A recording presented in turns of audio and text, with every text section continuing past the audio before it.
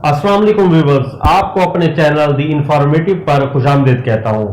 Viewers, आज हम इस बजट में सरकारी मुलाजिम की तनख्वाहें बढ़ने के हवाले से इंफॉर्मेशन शेयर करेंगे कि इस बजट में सरकारी मुलाजिम की तनख्वाहें बढ़ने की क्या तजवीज़ पेश की जा रही है।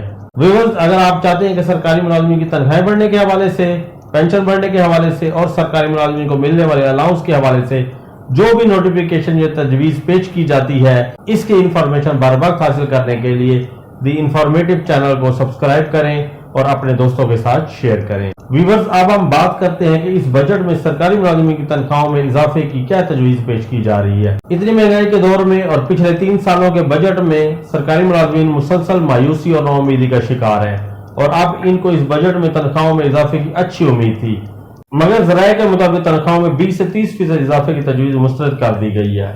वजारत खजाना ने वज़ीर आज़म को आइंदा माली साल के बजट में वफाकी मुलाजमीन की तनख्वाहों में 5% इजाफे की तजवीज़ दी है। वजारत खजाना के वज़ीर आज़म को अरसाल करदा समरी में कहा गया है कि मुल्की माशी सूरत हाल के बाइस आइंदा वफाकी बजट में सरकारी मुलाजमीन की तनख्वाहों में 5% से ज्यादा इजाफा मुमकिन नहीं। तजवीज़ में कहा गया है कि गुज़श्ता डो अडाक अलाउंसेस बुनियादी तनख्वाहों में जम करके बुनियादी पे स्केल पर नजरसानी की जाए और तनख्वाहों में 5% इजाफा किया जाए।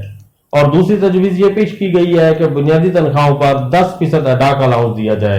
सरकारी मुलाजिम के हवाले से बर वक्त इंफॉर्मेशन हासिल करने के लिए द इंफॉर्मेटिव चैनल को सब्सक्राइब कर दें और बेल आइकन को प्रेस कर दें ताकि आने वाली हर इंफॉर्मेशन आप तक बर वक्त पहुंच सके। Thanks for watching.